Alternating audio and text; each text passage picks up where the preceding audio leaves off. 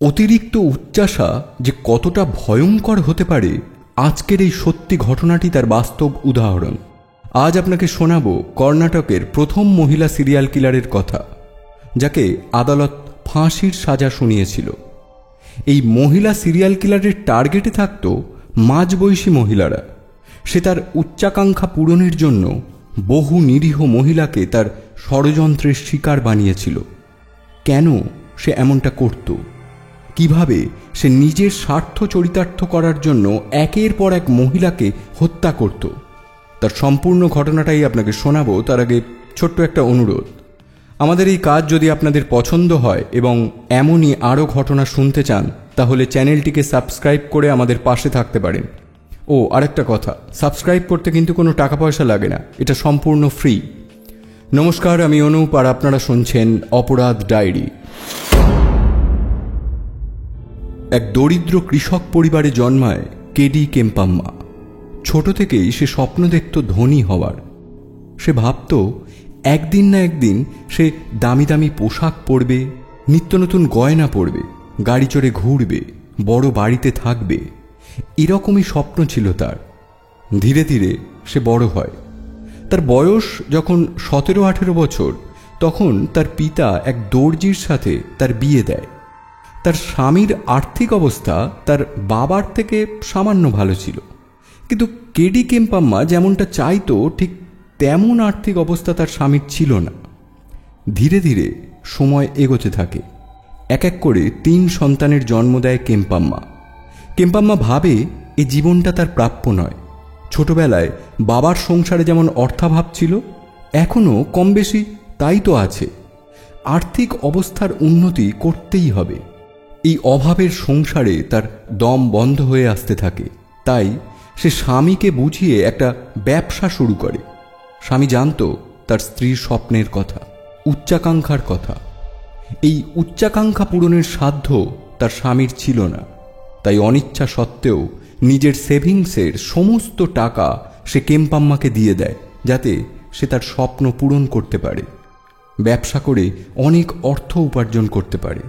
কিন্তু অদৃষ্টের ফেরে বা তীক্ষ্ণ ব্যবসায়িক বুদ্ধির অভাবে কেম্পাম্মার ব্যবসার উন্নতি তো হয়ই না, বরং ব্যবসায় লোকসান হতে থাকে। তার স্বামীর কষ্টে উপার্জিত সমস্ত টাকা নষ্ট হয়ে যায়। ব্যবসাটা তার আর করা হয় না, বন্ধ হয়ে যায়। স্বামী ও স্ত্রীর মধ্যে এই নিয়ে ঝগড়া অশান্তি লেগেই থাকে। কেম্পাম্মা একদিন সিদ্ধান্ত নেয় এভাবে সে তার জীবনটা আর নষ্ট করবে না। সে সব কিছু ছেড়ে চলে যাবে। এভাবে জীবন কাটানো তার পছন্দ নয়। সে লক্ষ লক্ষ টাকা, কোটি কোটি টাকার মালকিন হতে চায়। সে একদিন স্বামী, সন্তান সকলকে ছেড়ে, বাড়ি ছেড়ে কোথাও চলে যায়। কোথায় যায় তা তার স্বামী, সন্তান, আত্মীয় পরিজন কেউই জানে না।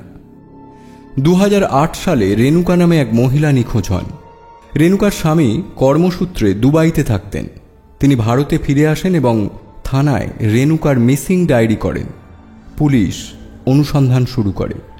রেণুকার স্বামীও তার নিজের মতো করে রেণুকাকে খুঁজে বার করার চেষ্টা করতে থাকে। কিছুদিন পর রেণুকার স্বামী জানতে পারে রেণুকাকে শেষবার দেখা গিয়েছিল এক মহিলার সঙ্গে। তিনি পুলিশকে তা জানান। পুলিশ প্রত্যক্ষদর্শীদের বিবরণ অনুযায়ী সেই মহিলার স্কেচ করায়, কিন্তু ওই মহিলাকে পুলিশ খুঁজে পায় না। রেণুকার সাথে সাথে ওই মহিলাটিও নিখোঁজ।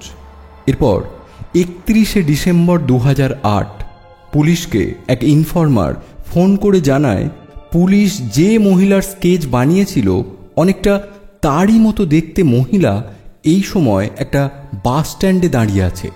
বাস স্ট্যান্ডের ঠিকানা নিয়ে পুলিশ সেখানে উপস্থিত হয় এবং ওই মহিলাকে রেণুকার কথা জিজ্ঞাসা করে। সে অসংলগ্ন উত্তর দেয়। পুলিশ ওই মহিলার সঙ্গে থাকা ব্যাগ খুলে দেখে তাতে অনেক গয়না ও টাকা আছে। এত গয়না একসাথে সাধারণত এভাবে কেউ বহন করে না। পুলিশের সন্দেহ হয়। পুলিশ তাকে থানায় ধরে নিয়ে আসে। তাকে জেরা করা হয়। জেরাতে যা উঠে এসেছিল তা পুলিশ হয়তো কল্পনাও করতে পারেনি। একটা মিসিং কেসের তদন্ত করতে গিয়ে পুলিশ জানতে পারে অনেকগুলো হত্যার কথা। পুলিশ জানতে পারে এই মহিলার নাম কেডি কেম্পাম্মা, কর্ণাটকের কাগ্গালিপুরার বাসিন্দা। তার স্বামী একজন দর্জি। তাদের 3টে সন্তান আছে। ধনী হওয়ার উদ্দেশ্যে সে স্বামী সন্তানকে ত্যাগ করে কাউকে কিচ্ছু না জানিয়ে 1998 সালে ব্যাঙ্গালোরে চলে আসে। সেখানে গিয়ে সে বাড়ি বাড়ি পরিচারিকার কাজ করত। এই কাজে তার মন লাগতো না, কারণ সে তো কোটিপতি হতে চায়। গাড়ি বাড়ি অর্থ সব চাই তার, সব। পরিচারিকার কাজ করে সে তার স্বপ্ন পূরণ করতে পারবে না, তাই সে একটা সোনার দোকানে কাজ নেয়। সোনার দোকানে কাজ করতে করতে তার মনে হয় এত সোনা চারিদিকে, সব সব আমার চাই। এইসব পাবার লোভ হয় তার। যাই হোক, সে দোকানির সাথে ভালো ব্যবহার করত। ধীরে ধীরে দোকানের কাজের পাশাপাশি সে ওই দোকানের মালিকের বাড়িতেও কাজ করতে শুরু করে। লোভের বশবর্তী হয়ে সে একদিন সেই বাড়িতে চুরি করে এবং হাতে নাতে ধরাও পড়ে। পুলিশ তাকে ধরে নিয়ে যায়। তার 6 মাসের জেল হয়। 6 মাস পর সে জেল থেকে ছাড়া পায়, কিন্তু সে আর কোনো কাজ পায় না, কারণ একজন চোরকে কেউ কাজে রাখতে চায় না, রাখবেই বা কেন? শেষে কেডি কেম্পাম্মা কোনো কাজ জোগাড় করতে না পেরে চিন্তিত হয়ে পড়ে। একদিন কাজ খুঁজতে খুঁজতে এলাকা ছেড়ে অন্য এলাকায় যায় কেম্পাম্মা। সেখানেও সে কাজ পায় না। ক্লান্ত শরীর নিয়ে সে এক মন্দিরে গিয়ে বসে। মন্দিরে পুজো দিতে আসা মানুষজন তার জীর্ণ অবস্থা দেখে কিছু না কিছু প্রসাদ তাকে খাবার জন্য দিতে থাকে। কেউ কেউ আবার অল্প টাকা পয়সাও তাকে দান হিসেবে দিতে থাকে। কেডি কেম্পাম্মা মন্দিরেই কিছুদিন কাটায়। মন্দির চত্বরে এসে বসলে কোনো পরিশ্রম না করেই সে খাবার এবং টাকা পেতে থাকে। মন্দিরে বসে সে লক্ষ্য করে সাধারণত 2 ধরনের মানুষ মন্দিরে আসে পুজো দিতে। যাদের মনস্কামনা পূর্ণ হয়েছে তারা ঈশ্বরকে ধন্যবাদ জানাতে মন্দিরে আসে। আর আসে তারা যাদের কোনো না কোনো দুঃখ আছে বা বিপদে পড়েছে। সেই দুঃখ বা বিপদ দূর করার আশায় ঈশ্বরের কাছে পুজো দিতে, প্রার্থনা করতে তারা আসে। সে এটাও লক্ষ্য করে মন্দিরে বিপদে পড়ে আসা মানুষদের মধ্যে কেউ কেউ আবার বেশ ধনী। তাদের পোশাক গয়না ইত্যাদি দেখে সে বুঝতে পারে সেটা। মন্দিরে রোজ বসে থাকতে থাকতে, পুরোহিতের পূজা দেখতে দেখতে সে পূজার বিধিনিয়মও খানিকটা শিখে যায়। এরপর বিনা পরিশ্রমে ধনী হওয়ার জন্য সে মনে মনে এক ফন্দি আঁটে। এখন সে আর মলিন পোশাক পরে মন্দিরে বসে না, বরং এমন পোশাক পরে মন্দিরে এসে বসে যাতে দেখে মনে হবে সে একজন ঈশ্বর ভক্ত নারী।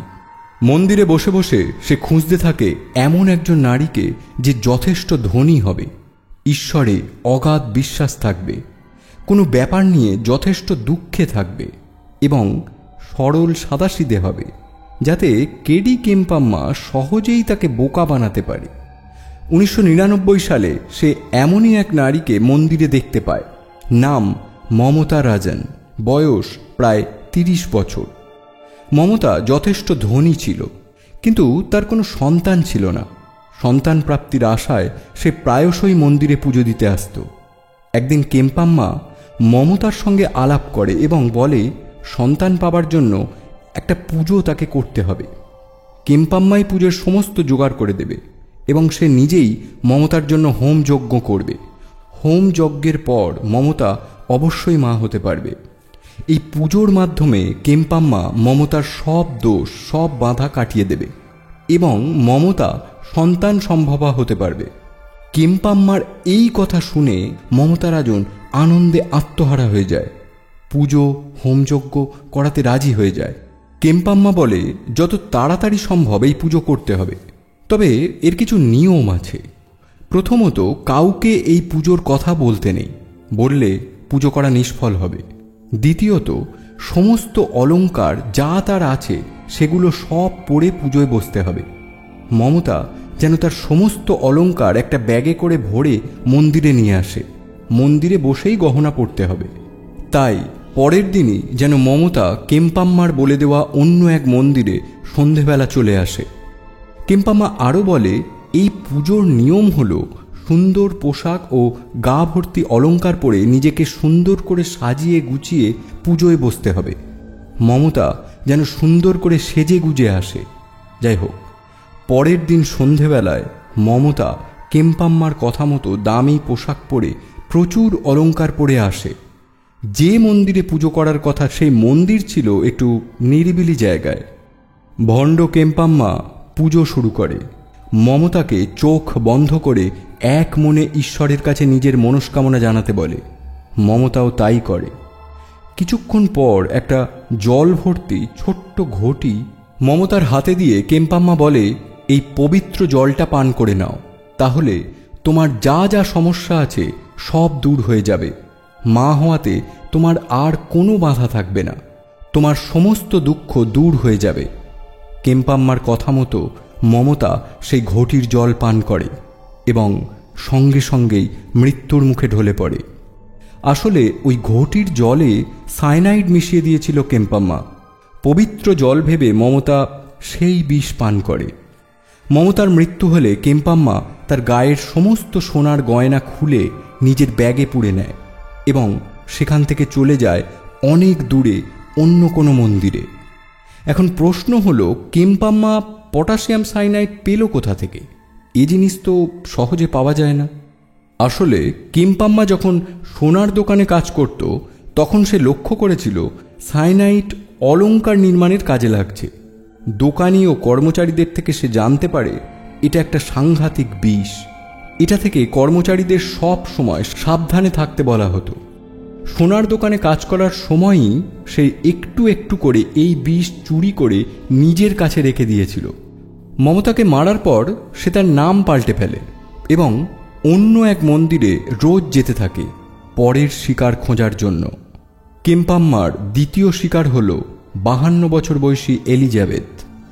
তাঁর 3-4 বছর বয়সী নাতনি হারিয়ে গেছিল।